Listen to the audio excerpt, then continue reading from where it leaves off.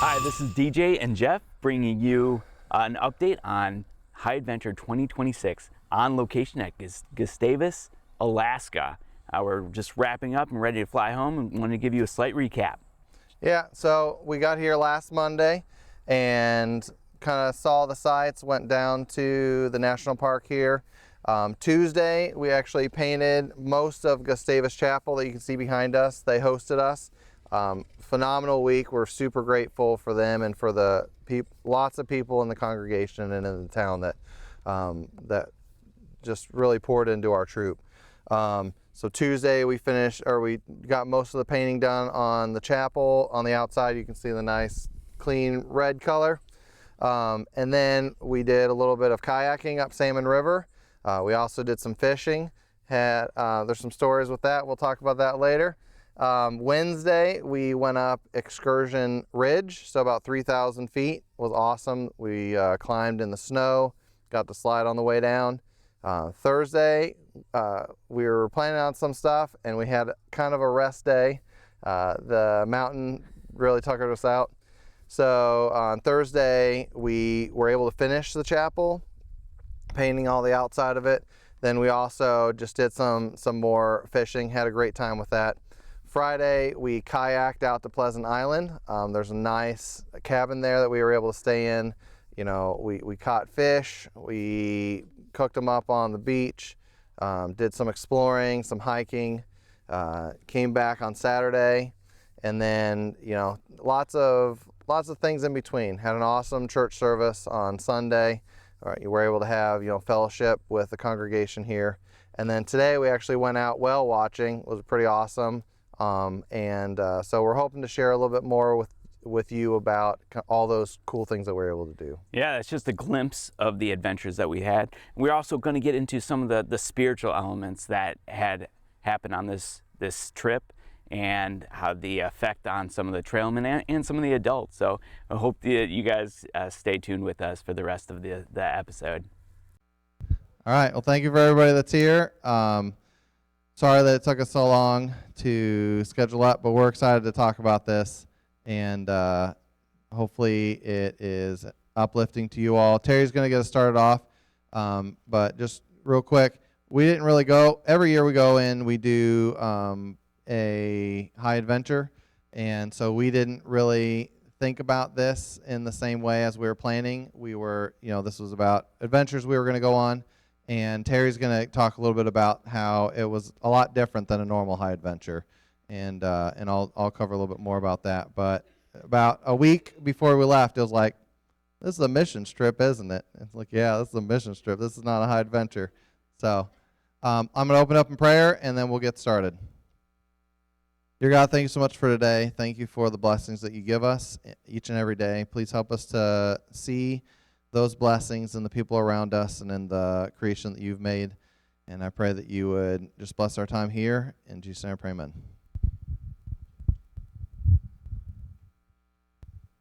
Okay, good evening, everyone. Thanks for being here. Thank you for your support if you donated to our troop as well. We appreciate each and every one of you as family members as well who supported your trailmen. Let me just say, you know, as High Adventure, once a year we go on a trip. And, you know, men, we don't need to say much. You know, men and women are a little bit different.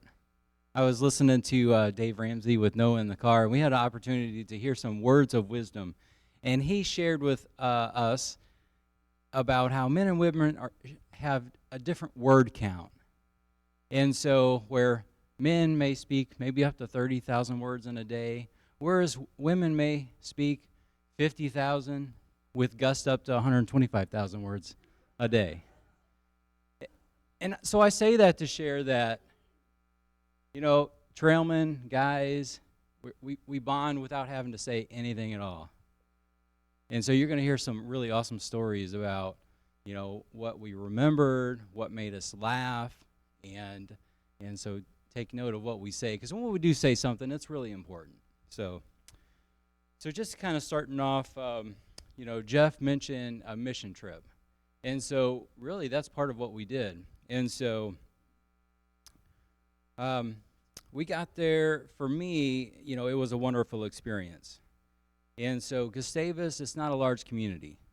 I mean, you could, if it's like one of our little towns, you could drive through and blink and, miss everything. Of course, there's so much to see there because it's so beautiful. And so when we think about, like, the church, we think about the Red Church. And our time there is we were able to put a fresh coat of paint on it. And so everybody, I don't usually say everybody, but, in this case, I will. Nearly everyone walks past the Red Church. And whether walks, drives, rides their bike, other mode of transportation. And so we started off, in prayer. We really started off in the airport. But along the way, as we were kind of like being visible to everyone, somebody had said, I don't remember who it was, they said, hey, make sure you're waving to people. And I don't know, I have Tripp in my ear, and he's sitting right next to me. So, and we're in the front of the church, and I could hear Tripp saying, here comes somebody. Okay, guys, hi guys, and everybody's like, hi, waving. And so, think about, the Red Church, and we heard a lot about the Red Church, about, you guys didn't change the color, did you? And so, yeah, right? And so it's that visible and it's that important. And so for us to be welcoming and letting our light shine, we don't hide it under a basket. We let the light in Christ be seen by others, and that starts with good cheer. So as we got the pictures going behind us, okay, so here we are off in the airport, and so fast forward, I'm going to talk a little bit more about that good cheer, about the time that we were painting the Red Church, putting a fresh coat of paint on the church. And Matthew 5:16 says, let your light so shine before men that they may see your good works and glorify your Father in heaven. And so that was a big part of what we did, was to glorify God. If we do anything to glorify ourselves, what are we missing here? We're missing the whole point. So we took not only one day to paint, well, we took two. For us, at least for me, I needed a day of recovery, and God worked it out. God worked it out because, here we are, and you'll hear about the hike, so I don't want to talk about that yet, but we put a fresh coat of paint on, and it took us 2 days to do it, to really do a good job, because there was scraping involved, there was painting involved, there was sweeping involved, there was a lot of ladders involved, and so you may have seen some pictures of the boys on ladders. So, okay. Are we not going? We're going to cover more. Okay. All right. So I'm gonna pause what I'm gonna say. I want to say a little bit more about the community, the church, and letters later on. But I'm gonna pass it off to you. We're just going to cover real fast on what a high adventure is. And so every year in Trail Life, a high adventure is like a week-long trip. This will be our fourth high adventure as a troop. The first high adventure that we went up to Boundary Waters up in kind of the boundary of Canada. Was phenomenal. And then after we did that, and that was a small group of people. That was 9 people total, really like 3 families. And so it was our goal was to be more holistic and kind of have a forward-looking plan. And so we had a meeting that year, and we're going to have another one this month actually, where we planned out and we said, if we want to do really big things and we want to include everybody and we want to make it this big thing, let's start with this next year doing survival camp. So we went up into Forest City, Illinois. We did survival camp. And we learned all kinds of trapping and shelter building and building fires. There's all kinds of different things. And then last year was kind of a more chill high adventure where we went into Missouri and we spent 6 days on the Current River, which was phenomenal, but also should not be done in July. And so also, we had almost an unscheduled rest day. One of the things that is important to us when we're on high adventures is we don't kill ourselves and push really hard. So, and then this was our like big thing, and we talked about going to Alaska 3 years ago whenever we did that plan, and so it was pretty phenomenal. Wayne kept whispering in my ear over the last 3 years, like, "Hey, you guys should come to Alaska," and I pretty much blew him off until this year. I was like, "That's never going to happen." And there's a lot of miracles. I don't know that we'll get to them today, but when we quoted this out to the kids, we said it's going to be $1,750 per person, and that was probably conservative in terms of what the value of what we had, including airplane tickets, going out on a boat, things like that. And just so many people either gave of what they had or we worked out deals with the airlines. It was just a phenomenal thing. And so we went for much less than that. And Wayne was a big part of that. And we'll have stories about that later. So real fast, we essentially, part of those deals that we worked out with the airlines is 9 of us went on Sunday night. This is that group right here. And then another 9 went in the morning. So we had all these people kind of in flight, in different flights and meeting up. We finally mostly met up this is at Seattle. So we went from here to Seattle. Then we went from Seattle to Juneau. A couple of people were able to make it to Juneau before, so that not everybody's in this picture. One of the things that I learned is that Juneau is so small, you can just like hop out, hop in. And so if you got more than an hour there, you should definitely go see some stuff. I don't know if you want to say anything about this, DJ, but this is a pretty cool thing. Just kind of like on the fly they were able to do up in Alaska. So yeah, we flew into Juneau about 8 hours before everybody else got there, and I was there with the Hunsekers, and Jason's like, "I'm not just sitting here. There's things to do here." It's like I've been to Alaska before. Let's go see something. So Jason whips out his phone and he's like, "Hey, there's a glacier not too far from here. Let's go." And so we were sleep deprived, but so we weren't thinking clearly, and we spent extra money that we did not need to. That was a lesson learned for future moving forward. But it was one of those things where just being aware of your surroundings and taking advantage of those moments that God puts before you, and not just sitting idly. And this is something that if we would have known ahead of time, it would have been in our planning. But now, if we do this again, we would have a more developed sense of what the possibilities can be. The reason we were on an extra flight was it was slightly cheaper. So we can save a few bucks and then go see something even better. That's going to be a part of that. But that in that picture behind us, that is a glacier, and just to the east of that, there was a waterfall, and we were able to hike to the waterfall. We weren't able to get to the glacier at this point, but it was just a really beautiful scene, and it was our really introduction to Alaska, where I've never been to before, and my son certainly hadn't. And so just being able to start out this high adventure, sleep deprived and all, with that beauty and seeing what God did was spectacular.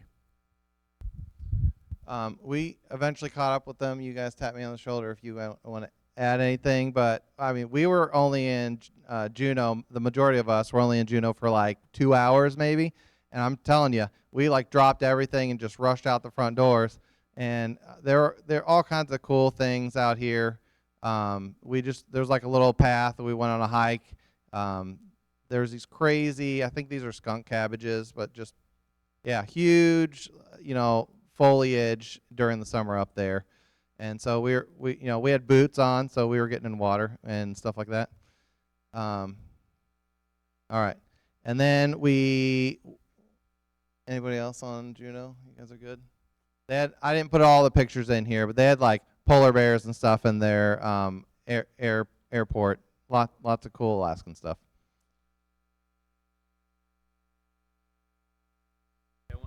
I want to go back to Juneau because the boys didn't want to. They're murmuring about it, but no one wants to say anything about it. So when we went on that small hike, it was eye-opening to a lot of the trailmen because there was homeless all throughout the trail, right outside the airport, and there was shelters built in the trees and stuff where you could see they were asleep, and there was their belongings tucked behind these trees, and it was pervasive.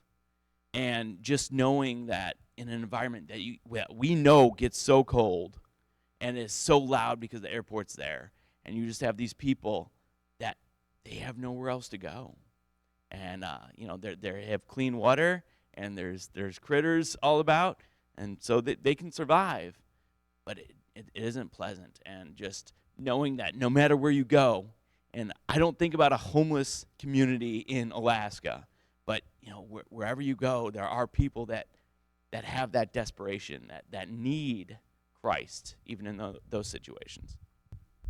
Yeah, and some of the talks we had while we were there, like being respectful of people's property, even if it looks like there's a bunch of like piles of trash around, like make sure you be respectful of it.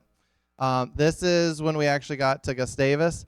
I know some of the people here have flown into there. This is the baggage claim. There might be another picture of it later, but it's literally like a shed, and you just open the back and you shove the stuff through it, and you pick it up on the front end. Super small, very, very homey and awesome. It was very cool. And there's like families standing around waiting for people. We saw, one thing I want to mention, everybody up there knows Wayne. It's wild. We were sitting in like the TSA trying to get back into the airport so we could fly out, and our 18 people overloaded it. They're like, you guys got to give us 15 minutes. And so we had to all wait out there. And there were people, they're like, hey, are you going up to visit Wayne? And we're like, yeah, how do you know Wayne? He's like, he's been talking about you guys for a while, so we know you're coming. So it was funny. And there was people there meeting us, people that were sending their kids. Somebody was sending somebody out to do some fishing. So we were already, when we hit the ground, we were meeting people. And so this is really our first group photo. And you can see Wayne there on the right, right outside the airport. And then I'm going to turn it over to Tim, and he's going to talk a little bit about kind of arrival and a little bit more about the town. Yeah, so you saw there the one gate for the one plane that arrives once a day. There's not a lot of action going on there, and that's the busy summer season. So small place. Think of it as Mayberry up north. It really is. It really is. You've got one gas station, one store, one everything. Well, not everything. One of a few things. You've got two paved roads. So you've got a road that goes from the dock to the airport, and then another one that sort of cuts through town and goes out to the national park, and everything else is gravel. So you drive slow, and that's what I did. Keep going through in the around town section. Oh well, let's do what's on the screen. So when we got there, hey, we wanted to get out and hike and do something. He said, well, let's just go down to the dock and see what's what. So we went down there. You can see Wayne is telling us about some of the boats and the people and the things around there. One of those might have the rainbow. Out of nowhere, we had some rain, and then this double rainbow appeared. We'll get to that. All right.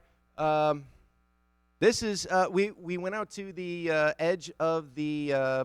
This is the national park, right? Glacier Bay National Park.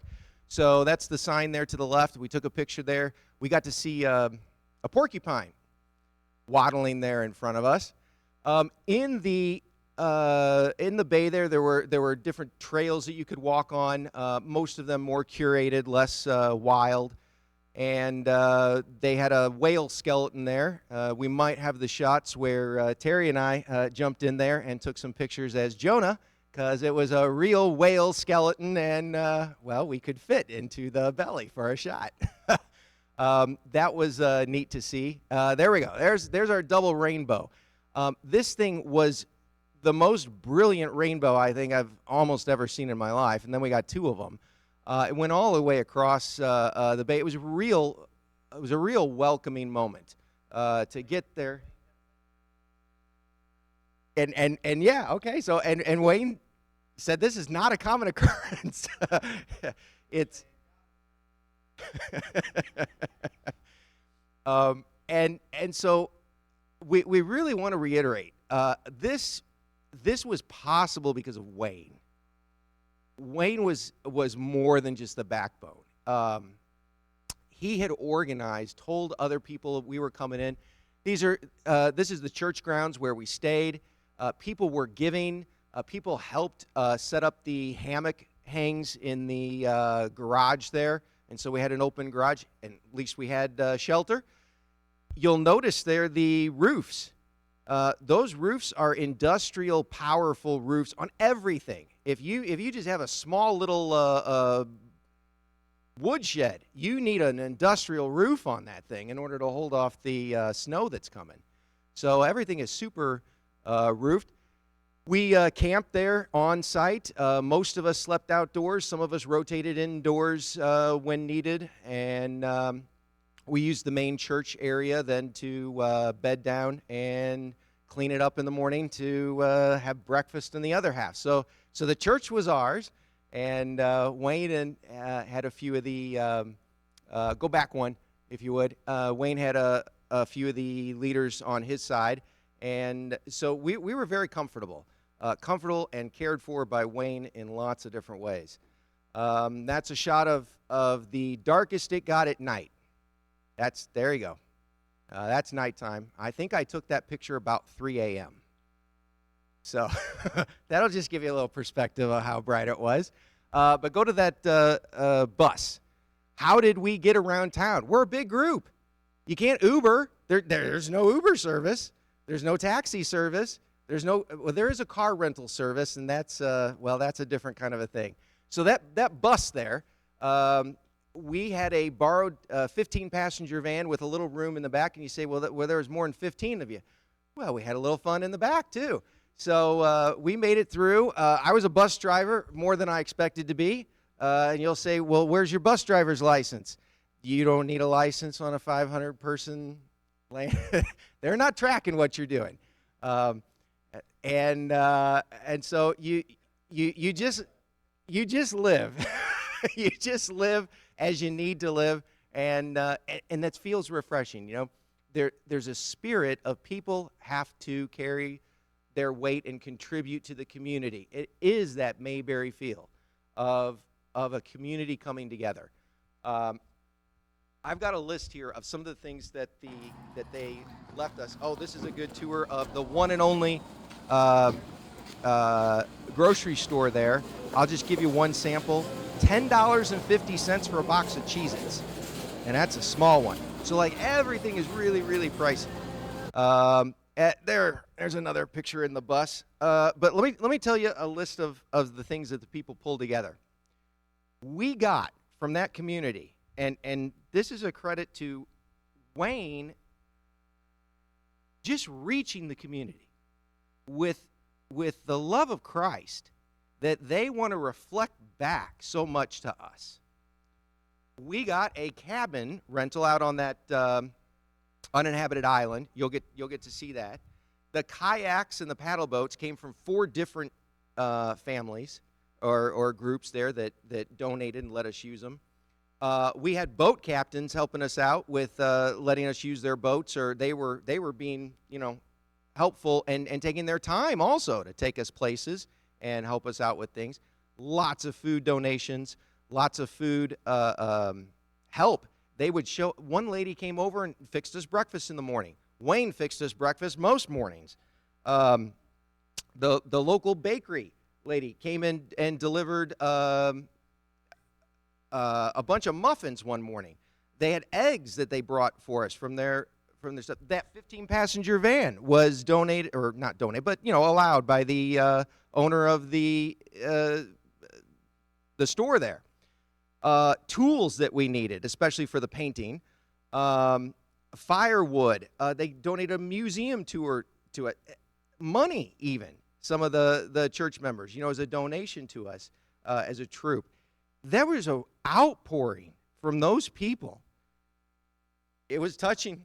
I got to tell you, it was really special. So that town was something else. And I'll tell you what, if you want to go up there, Wayne is going to treat you to a time. He is going to introduce you to people like they're your old friends. He'll just come along and just say, hey, here's Bill Nash, and he's a captain, and he just starts talking like you've all already known Bill Nash for a long time. And I highly recommend if you want to get away, talk to Wayne. He's got a great setup there. Salmon chowder, boy, they made some of that. They brought that in a bunch of times. I'll let somebody else talk about how much they liked it. We had lots of food opportunities that were unique. Spruce tips. Did you know you can eat things off of a evergreen tree? So the spruce tips, we had just missed it by a week, so they had a big harvest. People go out and pick these spruce tips and collect them, and they make all sorts of jams and jellies and extra additives with this, and it's pretty tasty. We ended up eating them right off the trees as we were hiking and doing other things, and use them as a little extra flavor. We had a great time playing games with each other. Show the. You'll probably hear a couple times. It's like a cafe. There it is, the fireweed. And Kelly is the owner there. Wayne talks about Kelly a lot because she is a member of the church and comes over and really, really works with the community, because this is a store where, I mean, this is their weekly chess game in the morning, and where the people come to talk and hang out. It's just an amazing area that you really want to experience. It's not like what we have around here. So, anybody else want to talk about that? I know Trip wanted to talk about a little bit about what makes them different. Well, everybody there will wave to you. Yes, that is the best thing ever, waving. And I think they also liked talking to you, like they knew you the entire time you've been there. There was a lot of differences, and it was very similar. And everybody there expects you to paint the church red. I had forgotten about, and I know somebody else said that Trip talked about it, but like Wayne would say, you know who's normally there because they wave at you, and if somebody drives past you and they don't wave, you know they don't live there. They're tourists. So we made sure that we waved at everybody. So just it's hard to understand the significance of that. When we first arrived there, or like, I guess a couple days into it, they gave us they have a small museum there, and they talked about it. I'm not sure if someone's on the slate to talk about this at all. All right, but one of the things that they told us was they had it was a hot spot for fugitives to come into, and so they don't innately trust people they don't know. So the fact that they were so welcoming to us and everybody was greeting us was significant for more than just, hey, they're just a friendly bunch of people. These are hard people. It is not easy to live there. And the outreach that they had was because of Christ in their community. And God is working there. And I just wanted to point that out.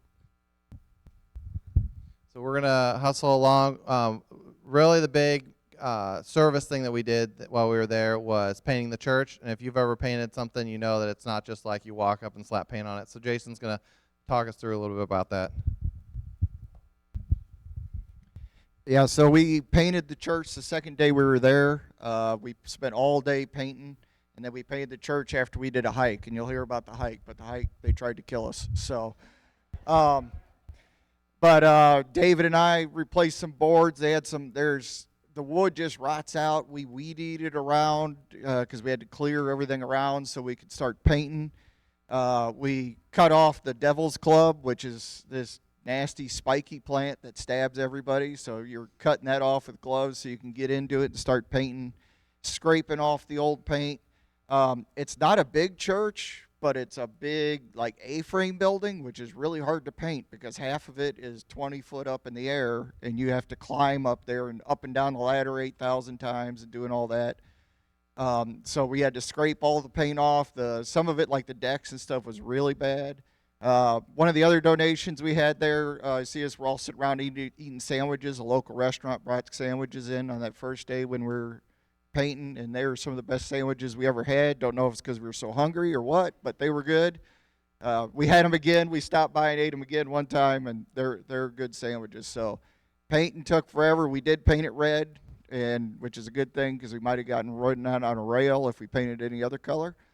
But all the boys were, I mean, they were all over everywhere, climbing up, painting, scraping, working together, cleaning, trimming trees, trimming up the grass. I mean, it was a project.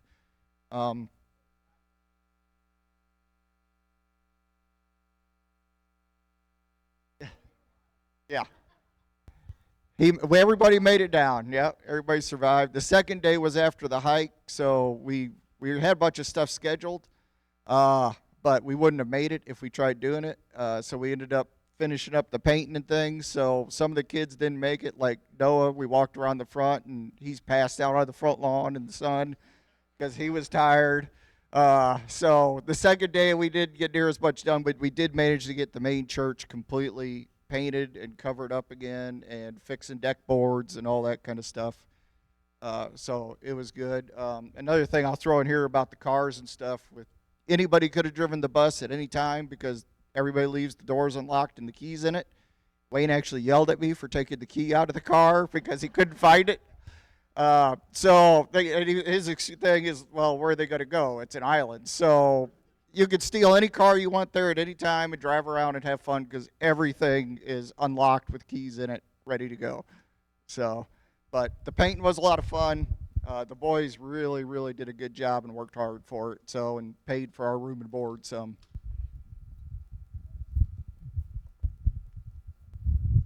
And DJ mentioned a little bit, there was a wonderful lady that came in, taught us about the city or the town. They actually, when they started it, it wasn't Gustavus. It was actually called Strawberry Point because you could smell the strawberries coming off into the ocean. And that's why they decided, like, hey, maybe that would be a nice place to live. Lots of history, and there's still like three major, like you go around town and you hear the same last name all over the place. There are three major families that settled the place. It just feels like you've gone 100 years into the past. And this is, so she came over to the church, talked us through the history of the church. I do have a DVD that they sent back with us, so we'll put it into the church library if anybody's interested in borrowing that. But lots of really neat history. We went to this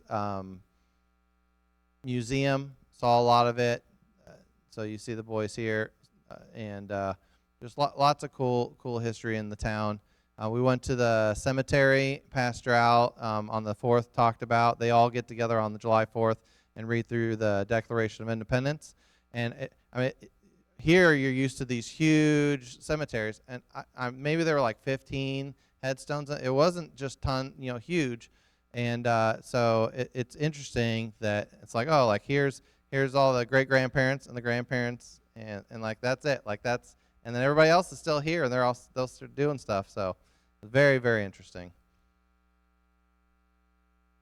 All right, Nathaniel, where you go? So the boys, with the long hours, I mean, we maybe slept like 6 hours. I don't know. We were not sleeping a lot because you would go till like 11 o'clock midnight, and then you'd wake up at 4 a.m. and it's like birds are going. And so we packed a lot into every day.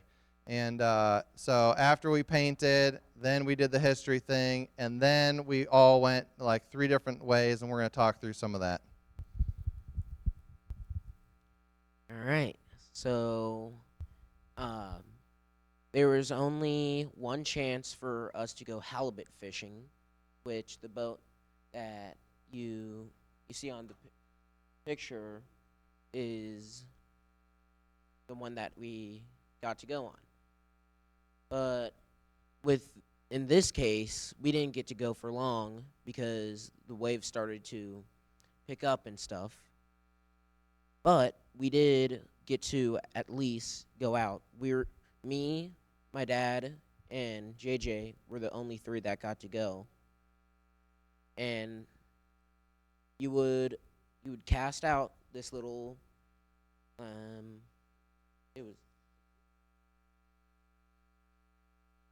it was like a clear plastic line with a weight, like a few weights on the other side, and like a huge, maybe like this big on the other. but you'd cast that out on the side of the boat. You wouldn't well, yeah. But you would put that out on the side of the boat, and then once it hits the bottom, you would jig it up, and then you would let it sink down and jig it up. And you would keep on repeating that until you would hit, or if a fish took it. Well, we didn't get lucky with that, but at least we did get to see a good amount of sea lions and seals, too. And then another thing that happened on the boat is we were jigging our lines, and then we thought that we caught a fish, but no, actually we caught each other's rods. So that was fun because I yanked mine up because I thought I had a fish, and JJ's rod just went down, but it didn't go in the water. But so that was fun to try to untangle. So a couple things that I thought about is, one, we had this opportunity to go halibut fishing, no Yahtzee, and so there was another group that went, and we'll see a couple pictures of them. They went up what's called Salmon River that goes up through the city, and so right across from the church, there you go down like maybe a quarter of a mile, and you can get in the water, and then they went up the river. And so then some of us, three dads and three sons, I think you guys, yeah, because you guys got back, and so they went with us. Everybody's kind of down about fishing. They're like, well, we were out there. This was our chance. We didn't get anything. We went hiking down around the point into the bay. These are the first kind of bear type sightings that we saw. So these are bear prints that we saw in the, and then we saw, yep. So we saw moose walking. We didn't actually see any animals yet. We're just seeing like signs of them. But beautiful scenery. We're walking out on these big fields. There's mountains in the background. We're fishing off the side. The wind's blowing like crazy. And this is our first full day being there. Nobody's catching anything. And then I got probably the biggest fish I've ever caught. This is called a Dolly Varden. And it's a type of trout. Beautiful fish. In this picture, you can see that, and I'm going to stop here for a quick story. You can see that rope hanging down. That was for my phone, because the last time when we were in the river last year, I lost my phone at the bottom of the river, and they don't come back up on their own. So I was prepped. I was like, I'm going to tie this phone to me, and it's never going anywhere. Except for I caught this fish, and I didn't have anything to put him on. So I had to take my rope off, and I put it through the gills. And so I had him up next to the ocean. And Tim and David are out there fishing. And then David catches something. And this gave us hope. And this is the same thing we had when we were up in Wisconsin, is we went for like a day or two. Nobody caught anything. And I think Elias Carr caught a fish. And then after that, you can tell that people don't have hope because they're not fishing, right? Everybody's kind of hanging out on the shore. Once somebody got a fish, like all the lines are in the water. And I was telling that story right before I caught this. And I have a reason I think God, this is a miracle from God, because he only let us borrow this fish. So I have it out. It's out near the shore. And then David catches this spiky rock-looking thing, sculpin. And I'll have a picture of it here in a minute. But so I'm taking a picture of him and an eagle. He goes, eagle. and I turn around, and this eagle just comes right over the top of me, and my fish is in his claws, and that rope is dangling down underneath of him, and he just took everything. So God was like, I'm going to give you some hope, but you don't get to keep it. It's for the eagle. Every time we told this story, everybody in the city, they thought it was hilarious, and they're like, we know where that guy lives. We can go get your rope for you. So my phone was not on it. Thank the Lord, or else we would have been sawing down a tree, I think. But so this little booger came, and then he didn't even eat it, because 5 minutes later he was. This is a picture of the one that got it. He came over and kind of hovered over us like, "Hey, what you got?" And then he went back out on a spot. So after that, every time we had like scraps or something, the boys would be like, "Eagle, take the scraps." They never did. It would have been cool. So this is a picture of David and his fish, his first fish, but he caught some more. And then I'm not going to, we won't have, but we did a lot of fishing while we were there, and essentially you just had your pole with you, and anytime you had downtime, you'd have it in the water. So this is a really interesting looking eel looking thing that Robert caught. A couple other people caught those, I think. Yeah. It was good bait. Yep. And we had a debate when we started catching these, and this is the majority of what we caught. It was Dolly Vardens, what I caught, and then these sculpins. And so these have neurotoxins in their spines on the side of them. And we had a debate about whether that was the thing or not. And then some fishermen came by, and they're like, "Hey, watch out." And so we're okay. Yeah, we'll definitely. So we'll keep that in mind. But beautiful. This is on our way back from fishing. Beautiful scenery. Just crazy flowers everywhere. Yeah, crazy long sunset. Just forever. Anybody want to talk about your trip up Salmon River? So they just got to kind of go kayaking and up a river. Super cool. The salmon were not running yet, so it was pretty chill. But everything up there was based on tides. So when we first got there, Wayne gave me a tide book, and we were looking up tides. And on this night, I remember the high tide was 9 o'clock, so they were like, "You got to be out there at 7. At 9 o'clock, you got to turn around, because that's how it's just going to go. It's going to take you in, and then at 9 o'clock, you're going to come back." So you can imagine like the time frames. You know, we got up really early, painted a church, went to history, did a bunch of stuff. They're out there 7 to 9, I bet 10 or 11 they got back, and long days. So we carried bear spray with us, and oh my goodness, we forgot. We went down there and we had the kayaks. We didn't have the life jackets. We didn't have the bear spray. And here comes Wayne. "What are you guys doing? You need your bear spray." And so we're like, "Okay, go get the life jackets, go get the bear spray." So all along up the river and back, we were looking for bears. I mean, talking about being vigilant, we were vigilant. To the mountain. I jumped ahead a little bit. All right, I'll go back to it. We did not forget bear spray after that. We were very careful. I think I slept with my bear spray. To the mountain. This is the next day.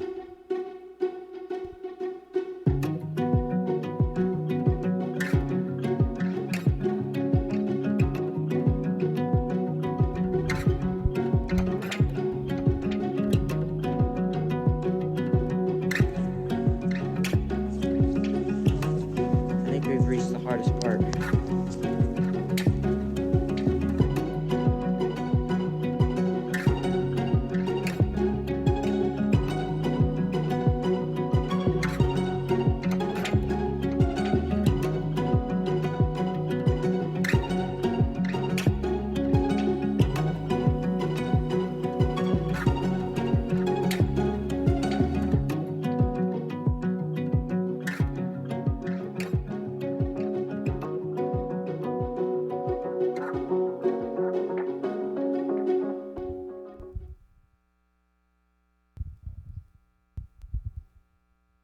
So when we got to the base of the mountain, we met up with a guy named Larry Landry. And he's a survivalist, woodsman. He just heads off into the wilderness for weeks at a time for fun. And so this trail that he was taking us up, the mountain is called Excursion Ridge. And so he was taking us up like 3,000 feet. I won't steal Ethan's thunder. I think he's supposed to get more into this.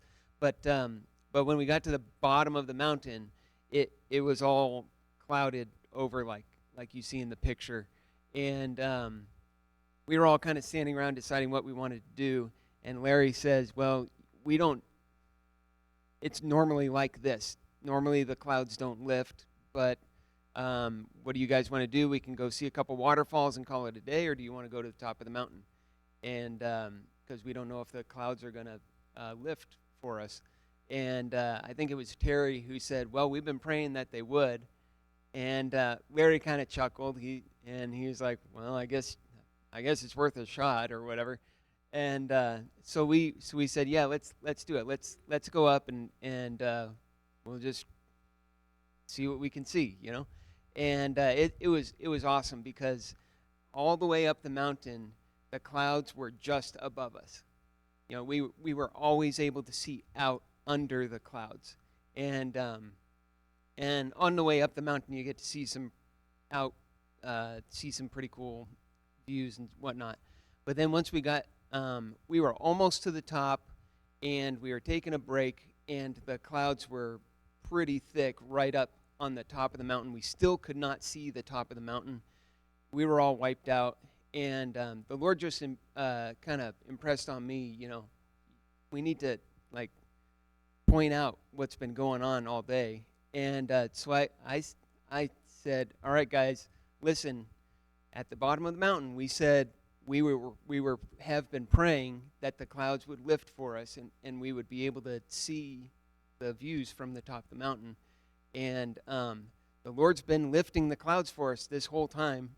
And I was just pointing out that, you know, God's not a genie in a magic lamp, and we rub the lamp and say, I wish, and he gives us our wishes, you know, that kind of thing. But he is our Father, and he delights in giving his children good gifts. And I just felt impressed upon to give that testimony. And as we got up to the top of the mountain, it just really opened up. We had blue skies. You saw some in that short video there. It was just gorgeous. And that was a testimony of what the Lord did for us, just in that one small way.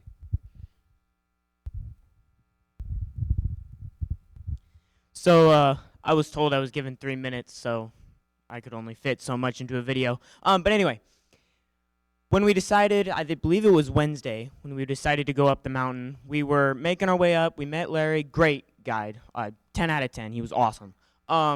As we're going up, you know, it's a pretty steep hill, but it's paved, so it's not too terrible. And we go up, and we get to this part where there's kind of a river running across, and we had just seen a waterfall. There's a waterfall right there. And there was a river running across, and he goes, okay, this is where we cross. We're crossing a river? And so we all take our shoes off. We're all crossing. And I was one of the first people behind Larry. And so as I get across, there was kind of a log there, and we were standing on top of it, watching other people go. And I had been able to put my shoes on, and I asked him, okay, where's the next spot? And as I look out, there's just lush green forest everywhere. And he goes, yeah, the trail's right up there. And I'm thinking, there is no trail there. There is nothing there. And he says, yeah, we're just going to bushwhack the rest of the way. And I'm like, okay. So we go up, and as we're making it through, we come to these multiple patches where it's just open. There's nothing there. And as we're going through, you can tell there's something in the ground because there's like water seeping out of it. And come to find out, that's basically a swamp. There's water sitting there on the bottom, and there's this certain type, I believe it's like moss or like lichen or something, that's like sitting on top of the water, and it's the only thing that can grow there. There's nothing, no trees, no plants, nothing else can grow there. So we went across that. Our shoes got wet, obviously. But as we're going up, we made it up, and we had to take a lot of breaks because this trip, you know, we were told that it was an 11.5 mile round trip hike. So it's not a terrible hike. You know, we've gone on worse. But we had to gain 3,000 feet of elevation, which like is a lot to gain in 11 miles. And there was a part, if you paid attention in the video, I mentioned that we might have reached the hardest part. And that part was what called the mooscalator. And they call it that because the moose go up there to get away from the bears for when they're having babies and things like that. But that was like basically straight up. It was like this. And you had to basically climb up the side of the mountain. It was crazy. But we made it up there. It was very tiring. And as we were slowly, we made it up to like a part of the snow and where the snow kind of started. And I pointed out to one of the peaks. And I'm thinking, is that it? And he says, yeah, that's it. And then we go past it. And then I'm like, that wasn't it. And we keep going up. And I said, is that it? He says, yeah, that's it. And then we keep going up. And I'm like, where is the end? We finally made it to the top, and it was awesome. As Dad had said, the clouds had lifted. We were able to see all around. There was a lake kind of, or I think it was like a bay kind of that went into the ocean. And behind us, you could see the whole city of Gustavus. And we all made it up there. It was a great time. We were very, very tired and very hungry, and so we made it back down. But as we were going down, we were told that we were able to slide down the snow. And so what we did was we were kind of like penguins basically, and we decided to slide down the snow. It was great. I mean, it's better than any sledding you could ever do with a sled. You know, you get to do it without any sled. But that was a great time, and as we made it back, we were able to make it back to the church, and I know that that tree had bear marks on it, bear scratches and rubbings and things like that. But as we got back to the church, I remember specifically Noah, we had a steak dinner, basically, is what you could call it. Like a steak cookout is basically what it was. And we were all sitting around the table, and Noah's over there in the corner, and I'm watching him, and he kind of stands there at his steak. He's staring at it. He hasn't taken a bite out of it. And so I look away, I'm talking to some of the guys, and I look back, and he's asleep.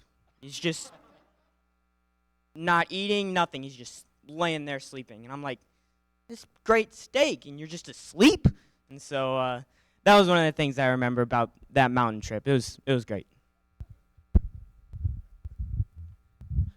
Before I start, are you going to defend yourself at all? No.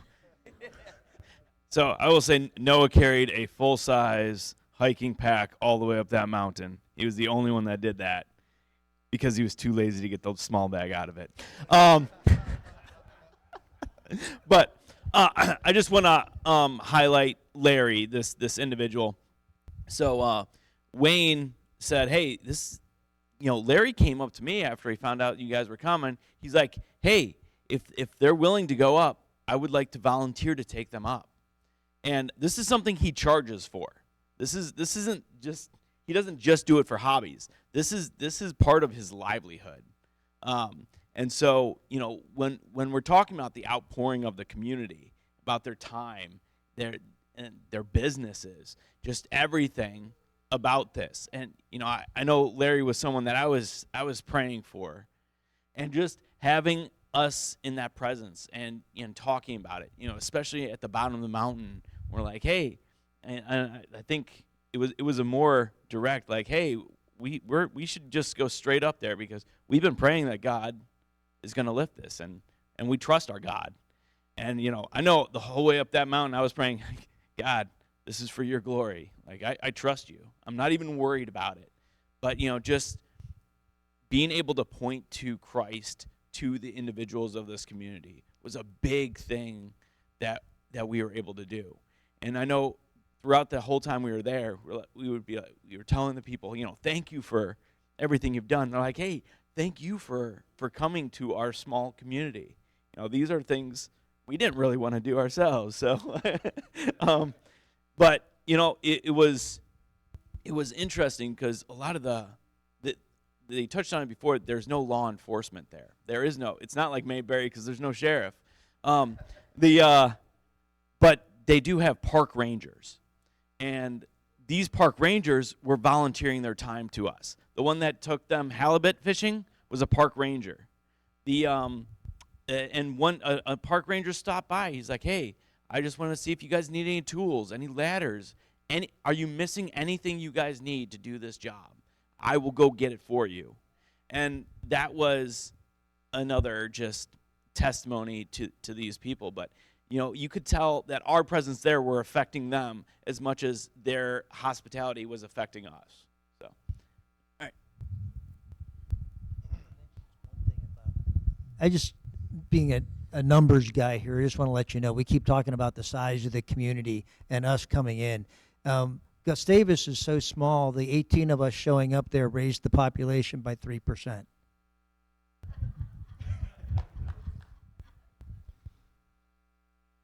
After we went up that mountain, one quick funny story. I'll tell it now. We go whale watching, and we made sure we told the captain, like, thank you so much for taking us. They did an awesome job. And one of the things I told him, I said, Wayne feels a lot like the Godfather. Like, he does so much stuff for everybody, but every once in a while he'll come and he'll be like, there's something I need you to do. And for me, that was like a month before we went up there. I got a call from him on a Wednesday night. We're sitting in church, and he's like, Jeff, I'm going to give you a credit card number, and you're going to order some steaks, and I need you to bring these steaks. I'm like, what? What are you even talking about? Well, he had a whole plan for like this steak cook-off that he does every year. And so I didn't know that you could do that. And so when we went through TSA at the St. Louis airport, I had a whole carry-on that was 18 steaks. And the guy looks at me, he calls, he goes, are these frozen? I was like, yep. And he's like, all right, get out of here. Anyways, that's it. It was a lot of fun. So I didn't have a lot of pictures because I think we were mostly on the threshold of death when we got back off of that mountain. We literally got about 100 yards from the top and laid down and napped, and then we finished like the climb. And it was a wild. I think living in Illinois, there's like an extra mountain climbing muscle that none of us have. So like the one that makes your feet go up. Like I could go walk like on flat ground, but I can't go up. So the next day, so I don't have any pictures of that, but he had tons of people there that night when we got back, and it was a really cool experience. One of the park rangers offered to bring over a guitar for us to play around the fire, and so like all kinds of cool things that happened that night. The next day, if anybody wants to say anything about the so we follow a YouTuber called The Outdoor Boys, and he's actually been to Gustavus. And so this next thing that we did on Thursday after we got back is one of those things like he did on his show. And so like every time we had downtime, the boys were like, are we going to go see the airplane? And so we weren't planning on it, but since we kind of cut a day worth of activities, the next day we got up, we finished all the painting, and we had some time in the afternoon. We went, and you can kind of see what this looks like. Maybe like a quarter of a mile hike back into the woods. But there's a World War II airplane that crashed up there, so you can hike in, you can see it. It was really cool. It's just kind of shredded out there. It crashed. This is us kind of paying our respects. There's a plaque there, and it talks about there's 4 officers that were flying the plane that they all passed, and I think there are 6 people that were riding that did survive. So we kind of went through that.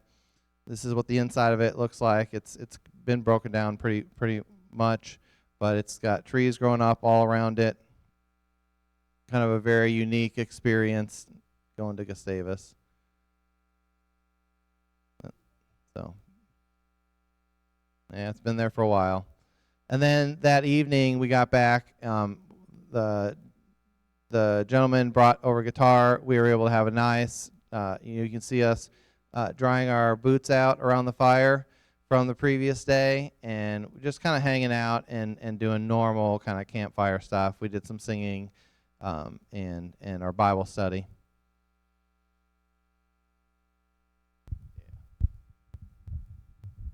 So that second, the guys had kind of finished up painting the church. I think it was before we went to see the airplane. And while they were doing that, everybody was really busy, and all the jobs were taken up, and my leg was killing me from the hike. And so, so I looked out, and Wayne has what he calls a golf course set up around the church, and it's these little flags with hula hoops around them. And so people, like the men from the community, will come and play golf in the church yard. And so there's one guy in particular named Ken who comes twice a day and plays golf around there. And Wayne plays with him as much as he can, but Wayne was super busy and couldn't. So I saw him out there, and I from what Wayne had said already about Ken, I knew he had a heart for Ken. And he was constantly saying, Ken needs the Lord. Pray for Ken. Pray for Ken. And it was really awesome. But I saw him out there, and I was like, you know what? I'm going to go play golf with Ken. So I'm sorry, guys, but I went and played golf while you guys were working.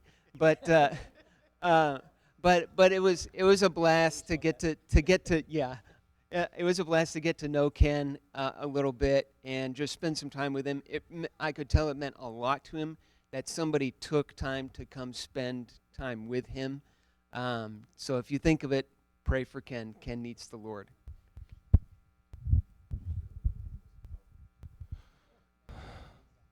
So our original schedule had us doing 2 nights on Pleasant Island, and I know a bunch of these guys are going to want to talk about Pleasant Island. This is us just kind of prepping for it in the morning. People would donate stuff, but we spent a lot of time making sure we had all the parts. We need, like this one specifically on these large kayaks, they have a little pin that keeps the rudder in, and so Wayne had to go grab one of those for us.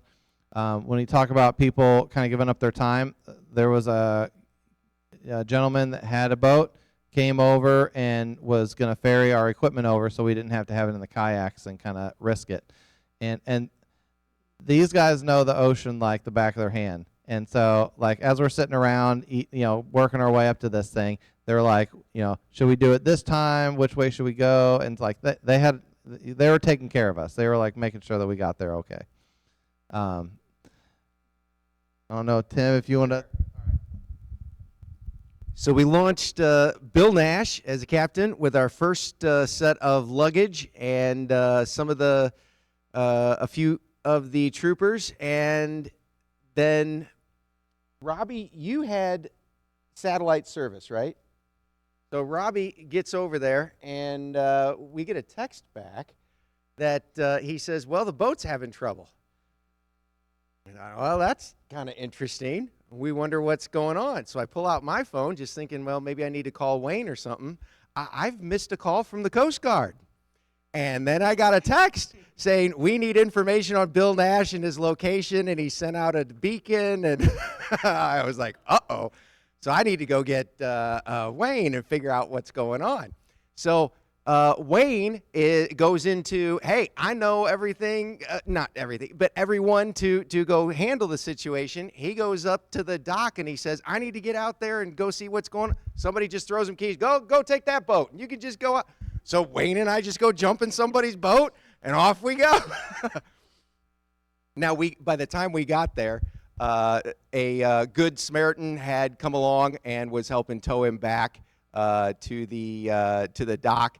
And everything just resolved fine. And then we jumped in the loaner boat in order to take the rest of the stuff out to the island.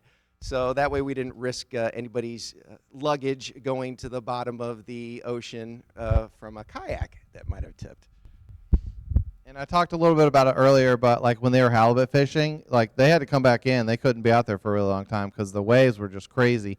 And when we were fishing off the coast, like we had to go find like a little cove to fish in because like you would throw the line out and it would immediately come back to you because it was so choppy and we just had beautiful weather the whole way over to the island, which was just a blessing. And we sat around for several hours during this whole boat fiasco, but we did not waste that time. We were like, if you had 5 minutes, you just like walked into the ocean and fished. And we caught lots of these sculpins. Noah got a starfish.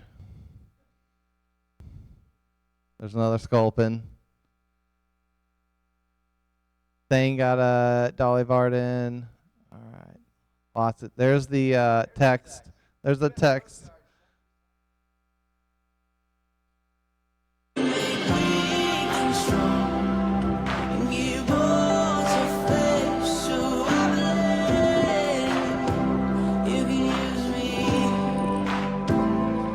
So we had awesome weather. It was beautiful. We went across these like crystal clear waters over to the island. It's a big island. It's, I don't know if anybody remembers that mile. Yeah, like 20 square miles. It's not it's not like a small island. But you can see we had all, we were like this like random Navy, you know, everything from like flotilla, just small little boats, big boats. But it was pretty cool. Not really a long paddle, less than an hour to get over to the island. And we kind of stayed behind the island. We didn't go around straight to the cabin. So we landed, here we go. We landed on a beach essentially on the opposite side of the island, and then we had to hike around the island. So that was a little bit of an excursion. Once we got there, we planted the flag. This is a quick video of this is a phenomenal cabin. It's so beautiful. It's like up, I don't know that you would really see it if you didn't know that it was there. It's hidden up in the trees. We did not really, we had two young adults that stayed in the cabin. Everybody else camped out. We did eat here. That was the most phenomenal part about it, was escaping the mosquitoes. Wyatt, did you want to talk about water? Where are you at?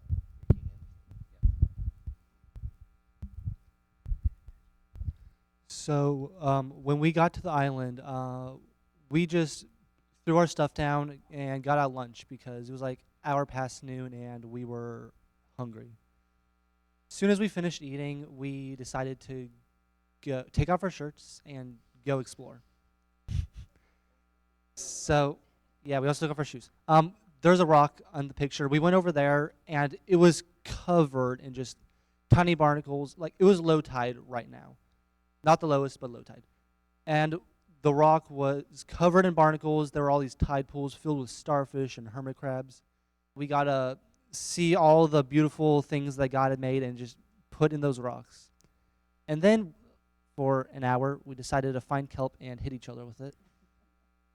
We made it up a game, kelp toss, where we got kelp, used it like a whip, hit each other, threw it at each other. That was fun. And then we just, is that Ethan? Then we started fishing, and we caught nothing. So, we caught stuff, but that wasn't until later. At first, we caught nothing. And then a couple of us decided we were going to go explore the other direction. And we didn't, I know me, I didn't want to take my shoes. And the beach wasn't a beach. It was covered in rocks and broken seashells. So I probably walked a mile on rocks and seashells that night. But that was painful. But we did get to a giant rock. We played there. But then we just decided, let's go swim. It was very low tide, so the water was freezing. We got into the water, wanted to get out immediately, but decided to go do some cold plunges. So we went down to where it was about waist deep, and started making excuses not to get wet. We found there were these sea urchins everywhere. We would put our toes on them, and they would just grab our toe. It was great. And then, and then there was also, we found huge starfish everywhere. And that was when we decided to throw Owen in the water. He hated it. But we all got wet. It was great. 4 of us got wet. We decided we were done after that. We went back. But then the adults found the rock that we played on. They went. So we followed them to the rock, thinking that there was no reason. It wasn't that great. But then we went up and just sat on the rock and listened. And out, we could see mountains in the back, miles of water, and we heard something. We looked out, and we saw a little spout and just saw whales everywhere. We could hear whales, see them. We sat there for like an hour just listening and watching whales. Then we went, that was where we went on the boat to see the whales, but someone else will talk about that. But it was just amazing seeing all the things got put out there, all the animals, the little creatures that you don't Is that think of. Ethan? Is that Ethan? Yeah, after that Yeah. we caught like 5 fish, ate them, Bring it cooked over. them, We'll didn't cook eat that them. one too. Hey, all right. Oh yeah, it's a good one. Caught like 5 fish. It was great.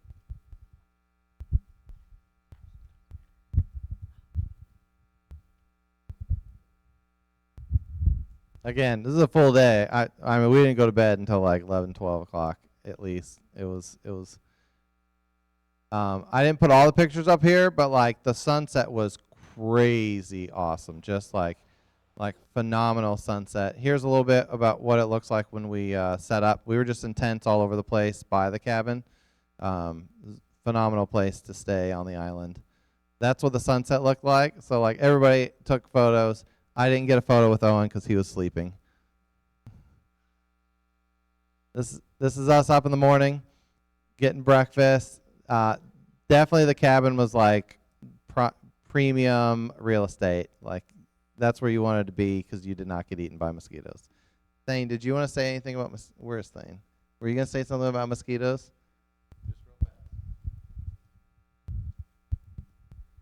So there was a lot of mosquitoes there. More mosquito bites than I could count. There was about 100 mosquito bites on each person. I had at least 200 mosquito bites on me, but only like 5 of them itched, which was really weird because a lot of mosquito bites itch a lot. So on our way up the mountain, we would hike for like 20, 30 minutes, and then we would stop, and then a swarm of mosquitoes would just follow us up the mountain, and it was so annoying. It was very painful.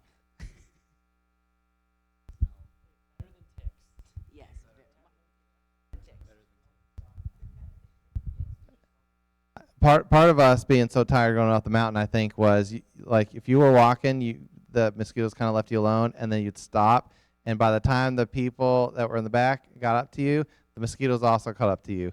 There was one point I remember we were on a patch of snow, and you could just see it looked like an air force of mosquitoes coming up over the snow, like you could see them because of the snow, and they were just coming up over the top of the snow, and I felt really good when we got to the top and there weren't any more, and you could see them still trying to come up to us, and they were like dying and like on the snow. There was a little creek next to the cabin. This is Tim washing his dishes in it. We filtered water up there. That's where we got our water while we were on the island. We were only there one night, and then it rained. Wayne gave us an option of staying 2 nights. So the original plan was Thursday through Saturday. Thursday, we would have died on the way over. And so we rested. We went over on Friday, and he said, listen, you guys can stay there for 2 nights. And I don't even know, like all of us knew without talking, like, that's not going to happen because it's Sunday. And we really wanted to meet all these people that had been doing wonderful things for us, and we wanted to just experience that community with them. And so we did have a discussion about it, and it was, everybody was like, we're going back Saturday, and it worked out. It rained. It was kind of like kind of a blah day on Saturday. And so, we weren't interested, but we had already made that decision. Like, we were going back on Saturday.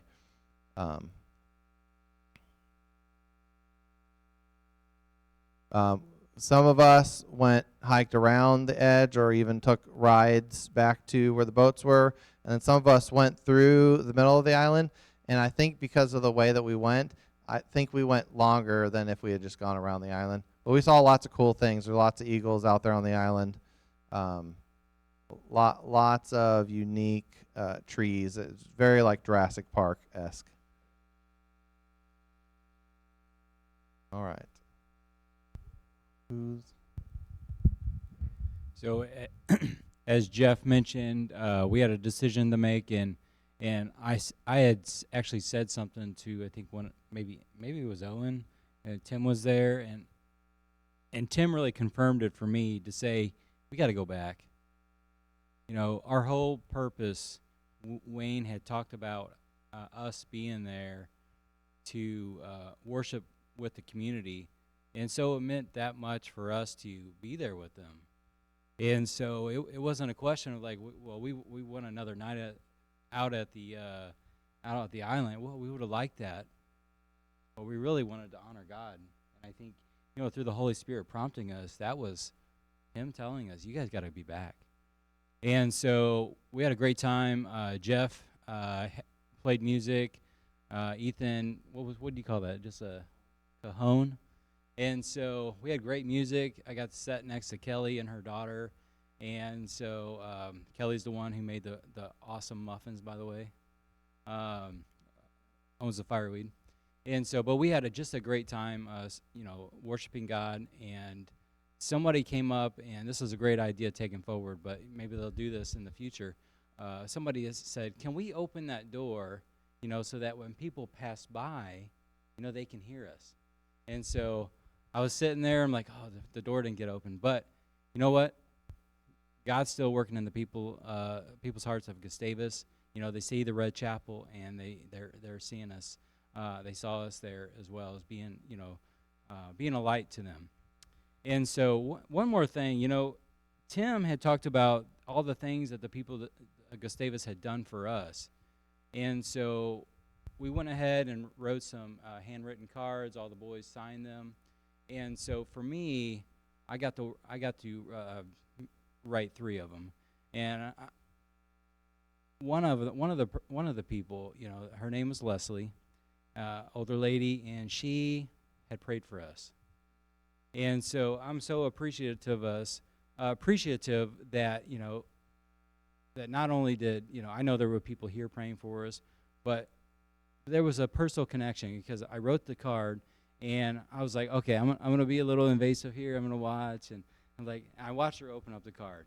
And so I'm like, she got really emotional. And I'm like, well, that just touched my heart because all this thing that we talk about being visible and being a light to others, and believers from Illinois came all this way to encourage believers in Alaska. And not only were they encouraged, but I was encouraged. We were encouraged. I think we were all encouraged.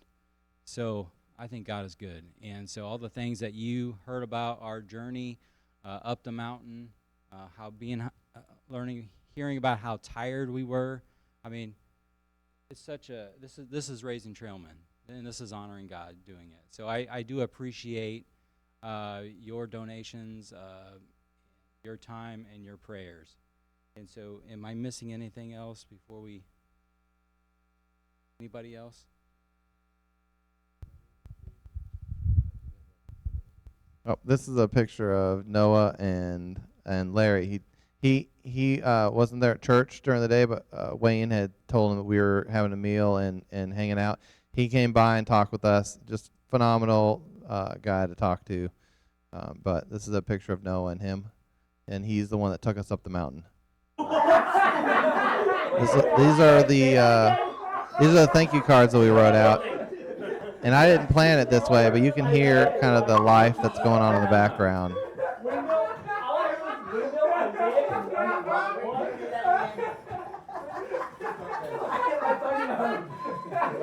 It was a good time.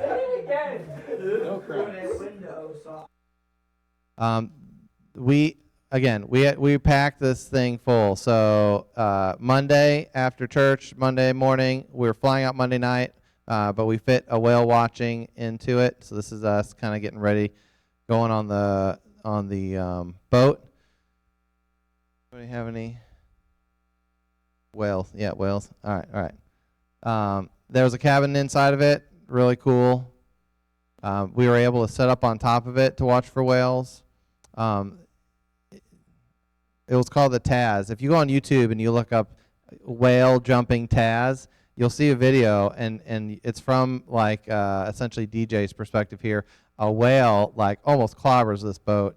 It's a fun video to watch if you want to look it up. But just a fun time. This is us sitting out waiting for the boat. But we were able to see all kinds of whales. We would just kind of like see a whale and follow it, and they know all these whales by their tails. So like they know this is some of the otters. Wayne really hates the otters so much. They're cute, but I'm sure they're vicious. Every time we bring them up, he's like, those otters.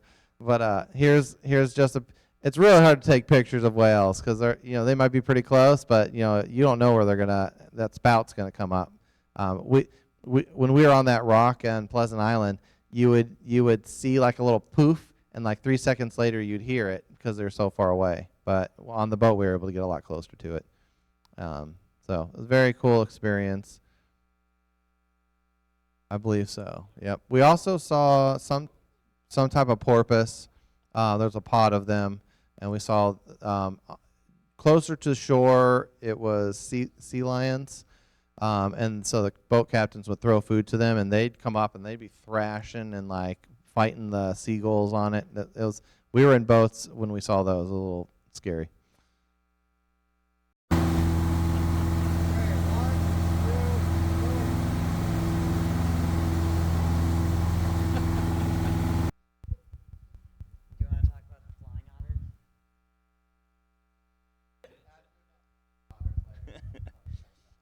So I just want to, I think we're coming to a close here. And so, we had talked about a high adventure. And, Trail Life talks about high adventures is something that is beyond a normal, weekend camp out. So at least 5 nights at the minimum. And it's something that's going to stretch you physically, mentally, spiritually. And, I was talking to my son, and I'm like, hey, how did this high adventure stretch you? He's like, I don't know. We put so much effort into the other high adventures and building ourselves up that I knew I could accomplish everything. And, you think about that because, we started planning. We essentially said we were going to do this 3 years ago. And we made the plan, like Jeff was saying, of doing the survival, of doing the river. And, this is the character that we're building. And, Jeff hit on it, but how many people for, these 7-8 days, 4 a.m. to midnight every day, your schedule is just packed. And there was never any complaining. There was nobody saying, I'm too tired to do that. It was always, okay, we can do this. Let's go. We got this. And so that's really what I want you guys to pull.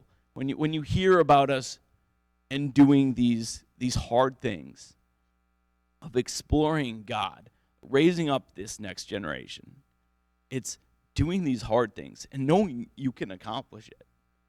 And it's not going to drag you down.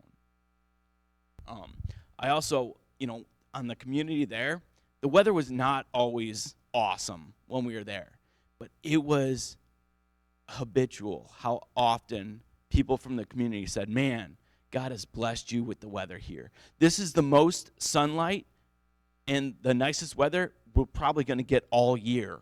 And this is more than we're used to. It was almost every day there was a beautiful time of the day. Like usually it's overcast all day. We sometimes don't even see the sun. And we saw the sun every day we were there, I believe. And so, we knew God's hand was on it. The people in that community knew God's hand was on our excursion there. And, it's moments like that where we're like, thank you, God. We know you answered our prayers. We know that there have been people praying for us. And this wasn't something that we were leaning on our own understandings to accomplish. So, all right. So during our time there, we read through the book of Hebrews as a group, and one of the points that keeps coming up in Hebrews is to encourage one another and to stay focused on Christ and keep each other focused on Christ. And it was really cool to see these guys all throughout the week you know, like DJ said, the good attitudes. We didn't have any issue, like behavior issues with these guys. It was just a fantastic week. What a great group of guys, and just praise the Lord for the week that we had. It was awesome. All right, I know these guys have all kinds of additional stories, like little things that they got to experience. Until you can tell somebody about something, until you're blue in the face, and until you walk out and you see it, and you're like, oh, like that's what they were talking about. And so I would encourage you to ask them questions like what was your favorite thing? What was something cool that you got to do? And I know more of them have things that they want to talk about, but we're going to respect your time. I'm going to go ahead and close in prayer, and then we'll be dismissed. Trailman honors God.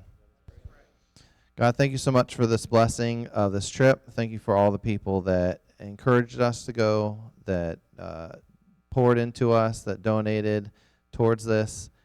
Thank you for what you made it become. And I pray for the town of Gustavus. For the people there, I pray that you would have helped us to be an encouragement to them. They were an encouragement to us. Thank you for being able to see the body of Christ working out. Just thank you for all the blessings that you give us. Thank you for your creation. And thank you for just this opportunity to be in it and to see your glory. In Jesus' name I pray, amen.